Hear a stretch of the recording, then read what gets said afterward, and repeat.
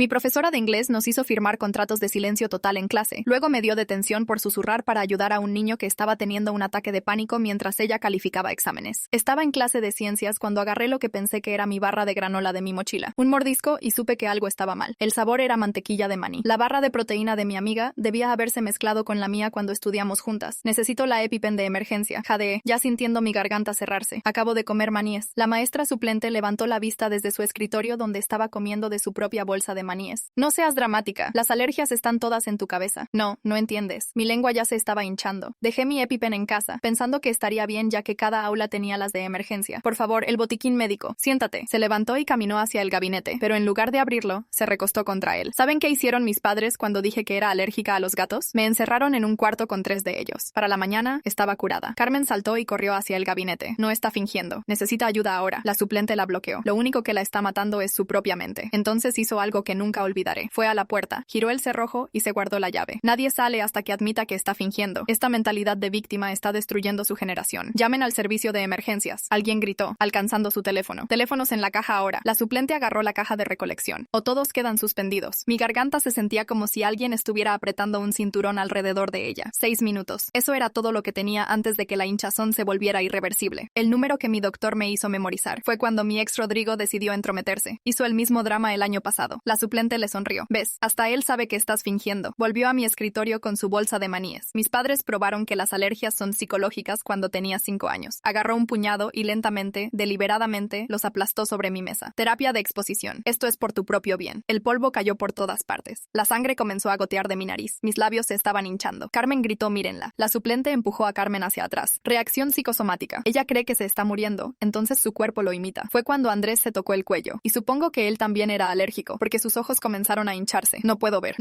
Todos perdieron el control. Los estudiantes vaciaron mochilas enteras en el piso, tirando el contenido por todas partes. ¿Alguien tiene una EpiPen? Paula estaba llorando, usando su camisa para limpiar sangre de mi nariz. Por favor, no te mueras. Por favor, no te mueras. Gabriel corrió a la puerta y comenzó a tirar de ella. Abra esto ahora mismo, por favor. La suplente se rió. Siéntate o quedas expulsado. Gabriel siguió tirando de la manija, todo el marco temblando. Ayuda, alguien. Otros estudiantes se unieron a él, golpeando la puerta con sus puños. A través de la ventana de la puerta, profesor Mendoza de al lado miró adentro. La suplente se puso frente a la ventana, bloqueó su vista e hizo un pulgar arriba antes de cerrar la persiana. Se fue. Esto es secuestro, Carmen gritó. 3 minutos restantes. La sangre goteó de mi nariz sobre mi escritorio. Andrés se estaba arañando la garganta. Sofía estaba en la esquina, vomitando de puro pánico. 2 chicas estaban acurrucadas juntas llorando. Algunos estudiantes se quedaron congelados en sus escritorios, incapaces de moverse. La suplente realmente se rió. Actuación digna de Oscar, aunque un poco exagerada con la sangre falsa. Gabriel trató de darme respiración boca a boca mientras aún estaba consciente y ahogándome. Mi ex Rodrigo lo tiró al suelo. La conozco mejor. Sí, por eso la llamaste dramática. Gabriel respondió. Miren esto. Peleando por la buscadora de atención. La suplente comió otro maní. Esto es exactamente lo que ella quería. Podía sentir que me estaba volviendo azul. Espuma burbujeaba en las comisuras de mi boca. Carmen destrozó el botiquín médico con una silla. La suplente agarró su muñeca. Destrucción de propiedad. Eso es expulsión. Se está muriendo. Diego tacleó a la suplente por detrás. ¿Quieres ir a la cárcel por asalto? Los demandaré a todos. Me levanté de mi silla y ya ni siquiera podía estar de pie. El extintor en la pared era mi único pensamiento. Literalmente tuve que gatear en 4 patas para llegar allí. Miren su actuación. La suplente se carcajeó gateando por lástima. Mi cuerpo ya no se sentía como mío. Un segundo, estaba lista para lanzar el extintor a la puerta. Al siguiente, me estaba cubriendo la cara para evitar que el vidrio entrara en mis ojos. ¡Crash! La suplente se dio vuelta. ¡Vandalismo! ¡Van a ir a prisión! Metí la mano, cortándome el brazo en el vidrio, buscando a tientas el cerrojo. ¡Deténganla! La suplente gritó, pero Diego y Carmen la sujetaron. Giré la cerradura. La puerta se abrió de par en par. Colapsé en el pasillo justo cuando otros maestros vinieron corriendo. ¡Llamen al servicio de emergencias! Alguien gritó. La suplente aún estaba gritando desde adentro. Todos están fingiendo. Esto es histeria masiva. Los paramédicos dijeron que estuve clínicamente muerta por 3 minutos. Trabajaron en mí ahí mismo en el pasillo mientras llegaban más ambulancias. Señora Herrera fue despedida y puesta en lista negra de todas las escuelas del área. 2 semanas después, estábamos sentados en clase cuando nuestro maestro dio la noticia. Después de recibir su diagnóstico de ceguera parcial permanente, Andrés se había quitado la vida. Todo gracias a la señora Herrera. Fue entonces cuando supe que ser despedida no era suficiente. Teníamos que destruirla. Las palabras quedaron colgando en el aire mientras todos se quedaron congelados en sus escritorios. La mano de Carmen encontró la mía debajo de la mesa y la apretó tan fuerte que mis nudillos crujieron. Sus ojos estaban rojos e hinchados, pero había algo más ahí también, algo duro y enojado. Sonó la campana y los estudiantes comenzaron a salir, pero nos quedamos en nuestros asientos hasta que el aula se vació. Se inclinó cerca y susurró que ser despedida ni siquiera se acercaba a ser suficiente. Asentí porque mi garganta estaba demasiado apretada para hablar. Después de clase, tuve que ir directamente a mi cita de seguimiento en en el hospital. El doctor pasó un endoscopio por mi garganta y tomó fotos de las cicatrices. Me mostró las imágenes en la pantalla de su computadora señalando el tejido dañado. Mis vías respiratorias se habían estrechado permanentemente en un 15%. Me hizo practicar con mi nueva EpiPen una y otra vez, clavándola en una naranja hasta que dominé el movimiento. 3 veces me vio hacerlo antes de firmar mis papeles de alta. Caminando de regreso por el pasillo principal de la escuela al día siguiente, vi a profesor Mendoza viniendo hacia mí. Su cara se puso blanca cuando me reconoció. Se dio vuelta y prácticamente corrió a un aula vacía. Me quedé ahí con los puños apretados tan fuerte que mis uñas cortaron mis palmas. Me había visto muriendo a través de esa ventana y simplemente se fue. Esa noche, mi teléfono vibró con un mensaje de Carmen. Estaba haciendo un chat grupal con todos de nuestro salón. Paula se unió primero, luego Diego, luego Gabriel. Incluso Sofía, que había vomitado, se unió. Necesitábamos coordinar nuestras historias para lo que venía. Mi mamá me llevó a la estación de policía a la mañana siguiente. El oficial que tomó mi declaración me hacía repetir la parte sobre la puerta cerrada. Escribió cada detalle sobre la cronología de 6 minutos. 2 horas me senté en esa incómoda silla de plástico repasando todo una y otra vez. Preguntó si tenía alguna prueba además de declaraciones de testigos. El funeral de Andrés fue 3 días después en el gimnasio de la escuela. La mitad de nuestra clase de ciencias apareció, pero la otra mitad se mantuvo alejada. Su mamá estaba parada al frente sosteniendo su foto escolar y sollozando. Después de que todos se fueron, caminé hasta su exhibición de fotos. Toqué su foto y le prometí que señora Herrera realmente pagaría por esto. El lunes, toda la escuela estaba hablando, pero no de la manera que esperábamos. Algunos niños estaban diciendo que todo había sido histeria masiva y habíamos reaccionado exageradamente a nada. En el almuerzo, esta chica de otra clase dijo que Andrés estaba siendo dramático sobre su ceguera. Tiré mi bandeja a la basura y me fui antes de hacer algo estúpido. Gabriel me encontró después de la escuela en mi casillero, viéndose incómodo. Siguió disculpándose por tratar de darme respiración boca a boca cuando aún estaba consciente. Dijo que entró en pánico y no sabía qué más hacer. Le dije que estaba bien, aunque recordar su boca en la mía mientras me ahogaba me daba escalofríos. Esa noche, Rodrigo me mandó este largo mensaje confuso en Instagram. Se estaba disculpando, pero no realmente, alegando que estaba tratando de mantener a todos calmados. Dijo que aún me conocía mejor que nadie y solo estaba tratando de ayudar. Lo bloqueé después de leer su última línea sobre cómo deberíamos hablar en persona. La enfermera de la escuela me llamó al día siguiente para revisar su nuevo plan de acción para alergias. Me mostró las nuevas estaciones de EpiPen que habían instalado en cajas cerradas por todo el edificio. Cada una necesitaba una llave especial para abrirse. Me dio una tarjeta laminada con las ubicaciones marcadas, pero noté que las llaves solo estaban en la oficina principal. Esa tarde, mi teléfono vibró con un email del distrito escolar y lo abrí mientras estaba sentada en mi cama, aún sintiéndome débil por todo. El asunto decía solo actualización importante sobre incidente reciente, y toda la cosa eran tal vez 3 oraciones sobre cómo señora Herrera había sido despedida de su posición y prohibida de trabajar en cualquier escuela del estado debido a un incidente que involucraba protocolos de seguridad estudiantil. No mencionaron que morí por 3 minutos, o que Andrés quedó ciego, o cualquier cosa real que pasó. Mi mamá leyó por encima de mi hombro y tiró su teléfono a través del cuarto. Carmen apareció en mi casa alrededor de las 7 con este cuaderno enorme y una carpeta llena de papeles y comenzó a esparcir todo en la mesa de nuestra cocina. Dijo que necesitábamos escribir cada cosa que recordáramos sobre lo que pasó y cada síntoma que aún tenía, porque si realmente íbamos a destruir a señora Herrera, necesitábamos evidencia para más que solo su despido. Mis manos aún temblaban a veces y me mareaba cuando me levantaba muy rápido, y Carmen escribió todo eso en su letra ordenada. A la mañana siguiente, la escuela llamó y dijo que director Ramírez quería reunirse conmigo y mi mamá inmediatamente sobre la situación, sobre llevar no permitidos maníes a un nivel completamente nuevo de mal. Esta maestra convirtió una clase de ciencias en una película de terror donde el villano come snacks mientras niños literalmente mueren. Manejamos allí y él estaba sentado detrás de su escritorio con las manos dobladas, viéndose serio, y comenzó a hablar sobre cómo necesitábamos manejar esta situación cuidadosamente y no hacerla pública o causar drama innecesario para la escuela. Mi mamá se levantó tan rápido que su silla cayó hacia atrás y le preguntó si pensaba que ver a su hija morir por 3 minutos era drama innecesario. Realmente tuvo la audacia de decir que la escuela ya había tomado acciones apropiadas y debíamos seguir adelante. 2 días después, un detective llamado Carlos Ruiz llamó a nuestra casa y dijo que había sido asignado para investigar posibles cargos criminales, incluyendo peligro infantil y falso encarcelamiento contra señora Herrera. Vino esa tarde con una grabadora y tomó mi declaración por casi 2 horas, y cuando le conté sobre la puerta cerrada, dejó de escribir y levantó la vista y dijo que eso cambiaba todo legalmente porque hacía que fuera falso encarcelamiento, además de todo lo demás. Esa noche, estaba tratando de hacer tarea cuando de repente no podía respirar y me sentí como si estuviera de vuelta en el piso del aula gateando hacia la puerta con mi garganta cerrándose. Agarré un cuaderno y comencé a escribir cada detalle que podía recordar de esos 6 minutos porque necesitaba sacarlo de mi cabeza antes de que me volviera loca. Escribí sobre el sabor de la mantequilla de maní y cómo se sentía la sangre goteando de mi nariz y cómo se sentían frías las baldosas del piso bajo mis manos cuando gateaba. Carmen organizó una reunión en su casa con todos de nuestra clase que querían ayudar y nos sentamos en su sótano haciendo un plan. Decidió que destruir a señora Herrera significaba que 3 cosas tenían que pasar, que eran cargos criminales que la pondrían en la cárcel y demandas civiles que tomarían todo su dinero y asegurar que todos en todas partes supieran exactamente qué hizo para nunca más lastimar a otro niño. Carmen asignó a Diego para investigar casos similares y a Paula para recolectar registros médicos, y todos tuvieron un trabajo que hacer. Mi mamá encontró este abogado llamado Roberto Silva, que se especializaba en casos de negligencia escolar, y nos reunimos con él en su oficina en el centro donde tenía todos estos premios en la pared. Explicó que para ganar necesitábamos probar que la escuela sabía o debería haber sabido que señora Herrera era peligrosa, lo que significaba que teníamos que conseguir sus registros de empleo y cualquier queja de otras escuelas. Dijo que el proceso de descubrimiento nos permitiría solicitar todos sus archivos, y ahí es cuando descubriríamos si había señales de alerta que la escuela ignoró. Comencé a ver una terapeuta llamada Beatriz Morales 2 veces por semana porque estaba teniendo ataques de pánico cada vez que olía maníes o escuchaba una puerta cerrarse. Me enseñó estos ejercicios de respiración donde contaba hasta 4 mientras inhalaba y sostenía por 4 y exhalaba por 4, y realmente ayudaba un poco. Me dijo que lo que pasé fue trauma real y mi enojo estaba justificado y no debería sentirme mal sobre justicia. Una semana después, este tipo Fernando López del Departamento Legal del Distrito programó entrevistas con todos nosotros niños que estuvimos en el aula ese día. Vino a la escuela y nos sacó de clase uno por uno, pero era obvio que solo estaba tratando de proteger a la escuela de ser demandada, porque siguió haciendo estas preguntas dirigidas sobre si tal vez habíamos malentendido lo que señora Herrera quiso decir, o si tal vez solo estaba tratando de enseñarnos una lección sobre estar preparados. Realmente le preguntó a Carmen si pensaba que señora Herrera podría haber planeado abrir el gabinete después de hacer su punto, y Carmen le dijo que señora Herrera me vio volverme azul y tener espuma en la boca. Entonces, ¿qué punto exactamente estaba tratando de hacer? Luego este reportero local llamado Javier Santos comenzó a llamar a todos tratando de conseguir nuestro lado de la historia para alguna investigación que estaba haciendo. Carmen pensó que deberíamos hablar con él y sacar la verdad, pero Roberto Silva nos dijo que esperáramos hasta que pudiera averiguar qué ángulo estaba tomando el reportero, porque a veces tuercen las cosas para hacer que las víctimas se vean mal. 2 días después, estaba sentada en la oficina de Roberto Silva en el centro firmando una pila de papeles mientras él explicaba cada uno. Siguió señalando diferentes secciones sobre declaraciones de testigos y el detalle de la puerta cerrada mientras su asistente hacía copias de todo. El acuerdo de honorarios era mucho más de lo que mi familia podía pagar, pero dijo que podríamos hacer un plan de pagos después de que el caso se resolviera. Mi mamá también tuvo que firmar, ya que aún era menor, y su mano temblaba cuando escribió su nombre. Las paredes de la oficina de Roberto estaban cubiertas con recortes de periódicos sobre casos que había ganado, y conté 12 que involucraban escuelas mientras hablaba sobre procedimientos de descubrimiento y declaraciones. Dijo que tener 15 testigos que vieron todo hacía esto más fuerte que la mayoría de casos de negligencia que había manejado. La escuela anunció la vigilia de Andrés 3 días después, y todos tuvieron que caminar al campo de fútbol durante el 5º periodo. Instalaron un micrófono en la línea de 50 yardas, y los estudiantes se turnaron hablando sobre qué buen amigo era. Cuando este estudiante de segundo año mencionó cómo Andrés pasó su última semana asustado de perder más de su vista, tuve que irme. Mi pecho estaba tan apretado que no podía respirar, y terminé vomitando detrás de las gradas mientras todos los demás se quedaron a encender velas. Rodrigo me siguió y comenzó a decir que nunca quiso lastimarme cuando todo pasó en el aula. Me di vuelta y le dije que llamarme dramática mientras me estaba muriendo era algo que nunca perdonaría. Solo se quedó ahí con la boca abierta mientras caminé de regreso al estacionamiento sin dejarlo decir otra palabra. Roberto me llamó esa tarde para decir que había presentado solicitudes oficiales de registros al distrito por certificados de entrenamiento de señora Herrera y cualquier email sobre el incidente. El distrito tenía 30 días para responder, pero advirtió que probablemente alegarían que algunos documentos estaban perdidos o no habían sido mantenidos apropiadamente. Fernando López del distrito programó una entrevista conmigo para la siguiente semana y Roberto insistió en estar ahí como mi abogado. Fernando siguió tratando de hacer que pareciera que señora Herrera era solo una mala maestra en lugar de preguntar sobre el gabinete cerrado o profesor Mendoza yéndose. Me aseguré de mencionar ambas cosas 3 veces mientras Fernando tecleaba notas en su laptop y evitaba contacto visual. Mientras tanto, Javier Santos estaba entrevistando estudiantes y Carmen me dijo que había hablado con 5 niños por separado sobre lo que pasó. Le mostró a Carmen una cronología que estaba construyendo que probaba cuántas oportunidades tuvieron los adultos de parar que esto pasara. Dijo que se veía realmente molesto cuando ella describió a Andrés llorando sobre quedarse ciego y qué tan asustado estaba en esas últimas semanas. El detective Ruiz llamó mientras hacía tarea para actualizarme sobre la investigación criminal. El fiscal estaba considerando acusar a señora Herrera de falso encarcelamiento y peligro infantil imprudente basado en la evidencia. Dijo que tener 2 estudiantes con reacciones severas y la muerte de Andrés hacía el caso mucho más fuerte que si hubiera sido solo yo. Mi siguiente cita de terapia con Beatriz Morales se enfocó en mi enojo y cómo me estaba consumiendo por dentro. Me ayudó a ver que destruir a señora Herrera no era el objetivo real, pero evitar que lastimara a otro niño sí lo era. Se sintió mejor pensar en eso de esa manera, aunque el enojo aún ardía en mi estómago cada noche. Roberto trató de conseguir las grabaciones de seguridad del pasillo que mostrarían a profesor Mendoza yéndose, pero la escuela dijo que estaban bajo retención legal. Realmente sonrió cuando me dijo eso porque era bueno ya que ahora no podían borrarlas o alegar que las cámaras no estaban funcionando. A la mañana siguiente, envió cartas oficiales de preservación tanto al distrito como a la agencia de maestros sustitutos por correo certificado. Estas cartas legalmente requerían que mantuvieran todos los documentos sobre señora Herrera, incluyendo registros de entrenamiento y quejas previas de otras escuelas. Explicó que las compañías a veces pierden papeles importantes antes de juicios, pero ahora enfrentarían cargos criminales si algo desaparecía. Esa misma semana, el periódico local publicó un editorial que hizo hervir mi sangre. El escritor llamó toda nuestra situación pánico moral y dijo que señora Herrera era solo una víctima de padres helicóptero que malcrían a sus hijos. Escribieron que las alergias están exageradas hoy en día y los maestros no deberían tener que lidiar con cada pequeña queja médica. Los comentarios en línea se convirtieron en una zona de guerra total. Algunas personas compartieron sus propias historias de horror de alergias y dijeron que señora Herrera debería estar en la cárcel. Otros dijeron que éramos dramáticas buscando atención y dinero. Mi mamá pasó horas tomando capturas de pantalla de los peores comentarios para nuestro abogado, mientras mi papá caminaba por la cocina leyéndolos en voz alta. Los padres de Carmen tuvieron que cambiar su número de teléfono después de que alguien lo publicó en línea. La solicitud de registros que Roberto presentó finalmente regresó con algunas cosas interesantes. Señora Herrera tenía 2 quejas previas en otras escuelas que nadie sabía. La primera fue hace 3 años cuando no dejó a un niño diabético revisar su azúcar en sangre. Le dijo que estaba siendo dramático y buscando atención exactamente como me dijo a mí. El niño se desmayó y se golpeó la cabeza en un escritorio. La segunda queja fue el año pasado en una escuela secundaria donde no dejó a una niña usar su inhalador durante un ataque de asma. Los padres de la niña la sacaron de la escuela al día siguiente y presentaron una queja, pero nunca pasó nada. Roberto hizo copias de todo y las añadió a nuestra pila creciente de evidencia. Luego las cosas empeoraron cuando algún idiota de nuestra clase publicó en redes sociales que señora Herrera estaba tratando de matarnos por dinero del seguro. Dijeron que tenía pólizas de seguro de vida en todos sus estudiantes, lo cual era completamente inventado y estúpido. La publicación se volvió viral antes de que alguien pudiera detenerla, y de repente parecíamos teóricos de conspiración locos. Las agencias de noticias comenzaron a llamarnos los estudiantes que gritaron lobo y cuestionando si estábamos inventando todo. Carmen los hizo quitarlo, pero el daño ya estaba hecho. Roberto tuvo que enviar una declaración diciendo que no tuvimos nada que ver con esa publicación y no representaba nuestras alegaciones reales. 2 días después, FedEx apareció en todas nuestras casas con sobres gruesos del abogado de señora Herrera. ¿Por qué el director pensaba que mantenerse callado era más importante que un estudiante casi muriendo? La forma en que habló sobre drama innecesario me hace preguntarme de qué estaba realmente preocupado. ¿Era solo la reputación de la escuela o algo más? Las cartas de cese y desista amenazaron con demandarnos por difamación si continuábamos hablando sobre lo que pasó. Dijeron que estábamos arruinando su reputación y causando angustia emocional con nuestras falsas alegaciones. Mis padres estaban enloqueciendo, pero Roberto convocó una reunión de emergencia en su oficina. Explicó que esto era solo una táctica de intimidación para callarnos, pero aún teníamos que tener cuidado con lo que publicábamos en línea. No más publicaciones en redes sociales sobre el caso, no hablar con reporteros sin el presente y definitivamente no teorías locas sobre dinero del seguro. Decidimos organizarnos y crear un Google Drive compartido para toda nuestra evidencia. Diego tomó el control de escanear cada documento que teníamos mientras Paula manejaba todos los registros médicos y notas del doctor. Carmen organizó las declaraciones de testigos de nuestros compañeros de clase y trabajé en la cronología de exactamente lo que pasó ese día. Teníamos carpetas para artículos de noticias, capturas de pantalla de redes sociales, emails de simpatizantes y la pila creciente de documentos legales. Ver todo organizado así lo hizo sentir más real y menos como una pesadilla de la que no podíamos despertar. La escuela también se estaba volviendo más difícil porque ya no podía controlar mis ataques de pánico. En la clase de química, alguien abrió una bolsa de mezcla de frutos secos con nueces y perdí completamente el control. Mi garganta comenzó a cerrarse aunque no había comido nada y no podía respirar. La maestra tuvo que llamar a la enfermera quien implementó mi nuevo plan de salida de emergencia donde podía dejar cualquier clase sin permiso si me sentía provocada. Era tan vergonzoso tener a todos viéndome correr fuera del aula jadeando. La enfermera me dio una bolsa de papel para respirar y llamó a mi mamá para recogerme temprano. Perdí el resto del día y tuve que reponer un examen que se suponía debía tomar. La siguiente semana fue la reunión del consejo escolar para la que nos habíamos estado preparando. Carmen había escrito una declaración de 3 páginas sobre lo que pasó y practicó leerla una y otra vez, pero cuando llegó al micrófono le dijeron que solo tenía 3 minutos para comentario público. Trató de leer más rápido, pero la cortaron a mitad de oración cuando se acabó el tiempo. Los padres en la audiencia comenzaron a gritar que esto era un encubrimiento y merecían saber qué había pasado. Una mamá se levantó y gritó que su hijo estuvo en ese salón y tenía pesadillas cada noche. Los guardias de seguridad comenzaron a moverse hacia la multitud y el presidente del consejo amenazó con desalojar el cuarto si la gente no se calmaba. 3 padres fueron escoltados afuera, incluyendo el papá de Carmen, quien estaba filmando todo en su teléfono. El consejo dijo que tomarían nuestras preocupaciones en consideración, lo que básicamente significaba que no iban a hacer nada. Todos estábamos destrozados saliendo de esa reunión, sabiendo que no les importaba lo que nos había pasado. Luego, finalmente, escuchamos de la oficina del fiscal, pero no eran buenas noticias. Llamaron a nuestros padres diciendo que aún estaban esperando reportes médicos finales antes de decidir sobre cargos. El fiscal advirtió que el proceso podría tomar meses, y aunque acusaran a señora Herrera, podría conseguir un acuerdo. Dijeron que casos como este eran difíciles de probar porque ella podría alegar que no sabía qué tan serias eran las alergias. Mi papá golpeó su teléfono tan fuerte después de esa llamada nada que la pantalla se agrietó. Todos sentimos que el sistema nos estaba fallando y Andrés murió por nada, pero luego Javier recibió un email interesante que nos dio nueva esperanza. Alguien que trabajó con señora Herrera en un campamento de verano hace 10 años se comunicó después de ver las noticias. Esta persona dijo que señora Herrera solía presumir sobre cómo sus padres curaron su alergia a gatos encerrándola en un cuarto con gatos cuando tenía 5 años. Contaría esta historia a cualquiera que mencionara alergias y diría que así era como todas las alergias deberían ser tratadas. El email tenía fechas y nombres de otros consejeros que la escucharon decir estas cosas. Javier lo reenvió a Roberto inmediatamente y lo añadimos a nuestra carpeta de evidencia. Esto probó que sus creencias peligrosas se remontaban años atrás y sabía exactamente lo que me estaba haciendo. Roberto usó toda esta evidencia para oficialmente presentar nuestra demanda civil contra señora Herrera y el distrito escolar. La demanda buscaba daños por costos médicos, trauma y la muerte de Andrés, a la cual sus padres se unieron como demandantes. El papeleo tenía más de 100 páginas con cada detalle de lo que pasó explicado en lenguaje legal. Leer todo eso me hizo darme cuenta de qué tan serio era todo esto y cuánto habían cambiado nuestras vidas por culpa de una maestra sustituta que pensaba que sabía mejor que los doctores. 2 días después, Carmen me mandó un enlace que me hizo tirar mi teléfono a través del cuarto. Señora Herrera había publicado un video de 20 minutos en YouTube llamándose la verdadera víctima y alegando que todos estábamos mintiendo sobre lo que pasó. Se sentó en su sala llorando lágrimas falsas mientras decía que nunca quiso lastimar a nadie y que la cultura de cancelación estaba destruyendo su vida. La sección de comentarios estaba llena de gente diciendo que los niños hoy en día son muy sensibles y que ella fue chivo expiatorio por un accidente trágico que nadie podría haber prevenido. Pasé las siguientes 3 horas vomitando mientras mi mamá me sostenía el cabello. El distrito convocó una reunión de emergencia ese viernes donde nos ofrecieron a todos acuerdos tempranos con acuerdos de no divulgación adjuntos. El papeleo era grueso y lleno de términos legales, pero básicamente querían pagarnos para callarnos sobre todo el asunto. Algunos padres ya estaban firmando porque necesitaban dinero para cuentas médicas y costos de terapia. Mi mamá miró la cantidad del cheque y pude verla haciendo matemáticas en su cabeza sobre mis cuentas del hospital. Otros padres estaban gritando que esto era dinero sucio y el distrito estaba tratando de barrer todo bajo la alfombra antes de que comenzara la investigación real. El papá de Carmen rompió su oferta de acuerdo ahí mismo frente a todos. El cuarto se dividió en 2 grupos discutiendo mientras los abogados del distrito se sentaron ahí tomando notas. Fue cuando nuestro abogado Fernando dejó caer una carpeta en la mesa que cayó a todos. Los registros de entrenamiento mostraron que señora Herrera había saltado el módulo obligatorio sobre reconocer y responder a anafilaxis hace 3 años. Había presentado un formulario alegando que ya tenía entrenamiento equivalente de un trabajo previo, pero nadie nunca verificó si eso era cierto. La cara del superintendente del distrito se puso blanca mientras leía los papeles. Fernando también había encontrado emails donde administradores ignoraron advertencias sobre su comportamiento en reuniones de personal. Una maestra había escrito que señora Herrera parecía disfrutar demasiado tener poder sobre estudiantes. Otro email mencionó que había hecho comentarios extraños sobre alergias siendo inventadas por compañías farmacéuticas. Los abogados del distrito comenzaron a susurrar entre ellos y pidieron un receso. Nos quedamos en esa sala de conferencias por 2 horas mientras entraron en pánico en otra sala por el pasillo. Profesor Mendoza apareció en mi casa ese fin de semana pidiendo hablar privadamente. Se sentó en los escalones de nuestro porche y ni siquiera podía mirarme a los ojos mientras admitía que nos había visto a través de la ventana ese día. Dijo que el pulgar arriba de señora Herrera lo hizo pensar que todo estaba bien y confió en ella porque era maestra. Sus manos temblaban mientras explicaba cómo había estado teniendo pesadillas sobre Andrés y no podía dejar de pensar en qué habría pasado si simplemente hubiera abierto la puerta. Le dije que su culpa no deshacía su elección de irse cuando niños estaban gritando por ayuda. Se fue llorando, pero no sentí pena por él para nada. El distrito anunció nuevas políticas la siguiente semana, requiriendo que todas las puertas de aulas permanecieran desbloqueadas durante instrucción. También estaban instalando EpiPens de emergencia en cajas rojas brillantes desbloqueadas en cada cuarto. Director Ramírez realizó una asamblea explicando las nuevas reglas mientras evitaba cualquier mención de por qué eran de repente necesarias. Se sintió como una victoria tan pequeña considerando lo que costó llegar ahí. Los niños aún estaban teniendo ataques de pánico en ese salón, aunque habían reemplazado todos los escritorios y repintado las paredes. Gabriel comenzó a venir después de la escuela para ayudarme a prepararme para dar declaraciones. Nos sentábamos en la mesa de mi cocina mientras me hacía preguntas de práctica, y yo trataba de responder sin llorar o enojarme demasiado. Fue realmente paciente cuando tuve que tomar descansos para calmarme. Encontramos límites para nuestra relación complicada y acordamos enfocarnos en el caso mientras lidiábamos con cosas personales después. Su presencia ayudó más de lo que esperaba, aunque las cosas aún eran raras entre nosotros. Eso duró hasta que Rodrigo decidió traicionar a todos filtrando nuestras capturas de pantalla del chat grupal privado a algún bloguero defendiendo a señora Herrera en línea. Los había editado para hacerse ver razonable y hacer que el resto de nosotros nos viéramos como si estuviéramos exagerando por atención. Los mensajes se esparcieron por redes sociales con gente llamándonos actores de crisis y diciendo que estábamos arruinando la vida de una mujer inocente. Nuestro grupo expulsó a Rodrigo inmediatamente y su reputación en la escuela se desplomó cuando la gente descubrió lo que había hecho. Los niños le tiraban sus libros de las manos en el pasillo y nadie se sentaba con él en el almuerzo. Incluso los maestros lo miraban con disgusto cuando entró encontraba a sus aulas. Durante mi siguiente sesión de terapia con Beatriz, trabajamos mi impulso de confrontar personalmente a señora Herrera. Había estado teniendo sueños sobre aparecer en su casa y hacerle entender lo que nos había hecho. Beatriz me ayudó a ver que canalizar todo a través de canales legales era más seguro y realmente lograría más de lo que cualquier confrontación podría. La tentación de hacer algo imprudente se desvaneció, pero nunca completamente, especialmente cuando me despertaba jadeando de pesadillas. La investigación completa de Javier Santos finalmente se publicó como un artículo largo con nuestros nombres reales después de que dimos permiso. Había pasado meses juntando cada detalle, incluyendo la vista declinante de Andrés en sus últimos días y la nota que sus padres encontraron. La opinión pública cambió dramáticamente cuando la gente leyó la cronología de Andrés, perdiendo su vista poco a poco y eligiendo terminar las cosas en lugar de vivir en oscuridad. Su video llorando sobre ser la verdadera víctima, mientras los padres de Andrés se unen a una demanda. Esa es gimnasia mental de nivel olímpico. Alguien debería darle una medalla de oro por perderse completamente el punto. El artículo se volvió viral con millones de compartidos e incluso celebridades publicando sobre él. Los simpatizantes de señora Herrera mayormente se callaron, excepto algunos teóricos de conspiración que alegaron que toda la cosa fue actuada. Fue cuando Fernando encontró la pistola humeante que habíamos estado buscando. Los registros mostraron que señora Herrera había hecho algo similar hace 5 años en una escuela 3 distritos más lejos. Había encerrado estudiantes durante un simulacro de tornado, alegando que les estaba enseñando disciplina y respeto por la autoridad. Un niño tuvo un ataque de pánico y se desmayó, pero la escuela la dejó renunciar silenciosamente para evitar escándalo. Habían pasado el problema a nosotros dándole referencias neutrales y nunca mencionando el incidente. La persona de recursos humanos del otro distrito admitió en una declaración que solo querían deshacerse de ella y no les importaba dónde fuera después. 2 días después de que esa declaración se divulgó, los simpatizantes de señora Herrera nos encontraron en línea. Mi teléfono comenzó a explotar con mensajes llamándome mentirosa y buscadora de atención, mientras Carmen recibió amenazas de muerte en Instagram. Roberto Silva nos hizo tomar capturas de pantalla de todo y nos dijo que no respondiéramos a nada de eso. Los mensajes siguieron llegando por semanas, gente diciendo que habíamos destruido la vida de una maestra inocente, que Andrés se mató porque era débil, no por lo que pasó. Bloqueé más de 40 cuentas, pero nuevas siguieron apareciendo. 3 semanas después, me senté en una sala de conferencias para mi declaración, mientras el abogado de señora Herrera me interrogó por 4 horas seguidas. Siguió haciendo las mismas preguntas de diferentes maneras, tratando de hacerme contradecir o admitir que estaba siendo dramática. Me mantuve en los hechos, describiendo exactamente cómo gateé por el piso, cómo la sangre goteó de mi nariz, cómo se cerró mi garganta. Señora Herrera se sentó frente a mí todo el tiempo, y cuando describí gatear en 4 patas, su cara se puso blanca y su abogado tuvo que pedir un receso. El fiscal nos llamó 2 meses después para decir que estaban presentando cargos criminales. Señora Herrera fue acusada de 2 cargos de peligro infantil imprudente y un cargo de falso encarcelamiento. Apareció en un traje gris tratando de verse profesional, pero aún le pusieron esposas después de que se declaró inocente. El juez fijó la fianza en 50,000 pesos y la pagó ese mismo día. Pero verla esposada se sintió como la primera victoria real que habíamos tenido. Los abogados del distrito vinieron a nosotros con una oferta de acuerdo más grande que cubriría todas nuestras cuentas médicas más terapia por los próximos 5 años. El número era enorme, pero venía con un acuerdo de no divulgación que nos impediría hablar sobre lo que pasó, excepto por asuntos de política. Carmen y yo pasamos 3 días yendo y viniendo con ellos sobre añadir lenguaje que nos permitiría hablar en escuelas sobre seguridad de alergias y abogar por mejor entrenamiento. Siguieron diciendo que no hasta que amenazamos con rechazar todo e ir a juicio en su lugar. Los abogados cedieron y añadieron la excepción que queríamos: más dinero para una fundación en nombre de Andrés. La escuela realizó una asamblea obligatoria la siguiente semana con 1 minuto de silencio para Andrés, pero la mitad de los niños estaban en sus teléfonos y algunos estaban susurrando sobre cómo estábamos siendo dramáticos. Un niño realmente dijo en voz alta que Andrés probablemente estaba deprimido de todos modos, y esto era solo una excusa. Salí y vomité en el baño mientras Carmen se quedó y grabó todo en su teléfono. La Junta Estatal de Educación se reunió el siguiente mes y votó unánimemente para revocar permanentemente el certificado de enseñanza de señora Herrera. Lo publicaron en la base de datos de registros públicos, donde cualquier escuela que buscara su nombre lo vería para siempre. Ni siquiera podía enseñar en escuelas privadas o dar tutorías a niños más, porque la revocación específicamente la prohibía de cualquier posición de autoridad sobre menores. Fue cuando presentó su demanda por despido injusto contra el distrito, alegando que la habían hecho chivo expiatorio por sus propias fallas en entrenamiento y supervisión. Su presentación nos llamó niños manipuladores que habían orquestado una actuación para conseguir atención y destruir su carrera. Lo encontré en línea a las 2 de la mañana y leí todo. Cada página donde se pintaba como víctima y a nosotros como mocosos intrigantes que habíamos planeado todo. Beatriz me encontró llorando en el piso de mi cuarto a las 4 de la mañana y se llevó mi laptop. Me hizo prometer parar de leer cualquier cosa sobre el caso en línea. Puso bloqueadores en mis dispositivos y me ayudó a encontrar una terapeuta especializada en trauma de figuras de autoridad. Nos reunimos con los abogados una última vez para firmar los papeles del acuerdo con todos nuestros cambios incluidos. El dinero cubriría todo lo médico más terapia por años, y aún podíamos hablar sobre lo que pasó mientras nos enfocáramos en reformas de seguridad, en lugar de atacar directamente al distrito. No era justicia perfecta porque nada podría traer de vuelta a Andrés, pero al menos conseguimos conseguimos algo real por lo que luchamos y ganamos. Carmen sacó su laptop esa noche y comenzó a escribir una declaración de misión, mientras Paula hizo una lista de cada consejo escolar del estado. Gabriel diseñó un logo con las iniciales de Andrés dentro de una cruz médica y comencé a escribir todo lo que queríamos cambiar sobre protocolos de emergencia en escuelas. Presentamos el papeleo para hacer la ley de Andrés una organización sin fines de lucro oficial la siguiente semana y creamos cuentas de redes sociales que consiguieron miles de seguidores en días. Nuestra primera reunión de consejo escolar fue 3 pueblos más allá y manejamos allí en la minivan de la mamá de Paula con una caja de volantes y nuestros corazones latiendo fuerte. Me paré en ese podio y les conté sobre ver los ojos de Andrés hincharse mientras nuestra maestra comía maníes y se reía de nosotros. Carmen mostró el video que alguien había grabado en su teléfono antes de que la maestra se los llevara. Paula leyó las estadísticas sobre cuántos niños mueren de reacciones alérgicas en escuelas cada año. Gabriel presentó nuestra propuesta para gabinetes médicos obligatorios desbloqueados y entrenamiento de emergencia trimestral para todo el personal. El consejo votó que sí ahí mismo en la reunión y los padres estaban llorando en la audiencia. Llegamos a otros 12 distritos ese mes y cada uno aprobó nuestras reformas de seguridad. Las noticias locales tomaron la historia y de repente estábamos recibiendo llamadas de escuelas en otros estados preguntando cómo implementar la ley de Andrés. Hablamos en una conferencia nacional de educación donde tuve que dejar el escenario 2 veces para usar mi inhalador porque hablar sobre eso aún apretaba mi pecho. La mamá de Paula nos llevaba a todas partes y hacía sándwiches para los viajes en auto y nunca se quejaba del dinero de gasolina. Carmen mantenía una hoja de cálculo de cada escuela que adoptó nuestros protocolos y para el tercer mes teníamos más de 200. Gabriel nos consiguió reuniones con legisladores estatales que comenzaron a redactar leyes reales requiriendo entrenamiento de alergias. Testifico en la capital del estado con mi EpiPen en mi bolsillo y mis manos temblando todo el tiempo. Pasaron 6 meses y ahora reviso cada etiqueta de comida 2 veces antes de comer cualquier cosa y cargo 3 EpiPens en bolsillos diferentes. Mi terapeuta dice que las pesadillas sobre labios azules y espuma se desvanecerán eventualmente, pero aún me despierto jadeando a veces. El juicio de señora Herrera comienza el próximo mes y el fiscal dice que tenemos un caso sólido para negligencia criminal y falso encarcelamiento. Los padres de Andrés nos mandaron una carta agradeciéndonos por todo lo que hicimos, pero su mamá no podía parar de llorar en su servicio conmemorativo la semana pasada. El enojo ya no me está ahogando, pero aún está ahí cuando veo maníes en tiendas o escucho maestros quejándose sobre padres sobreprotectores. No pudimos traer de vuelta a Andrés, pero nos aseguramos de que señora Herrera nunca más tenga el poder de lastimar a otro niño. Oigan, gracias por pasar el rato conmigo y sumergirse en todas estas preguntas hoy. Siempre es un viaje loco solo sentarse aquí preguntándose sobre cosas juntos. No puedo esperar a hacerlo de nuevo la próxima vez. Si llegaron hasta el final, dejen un comentario.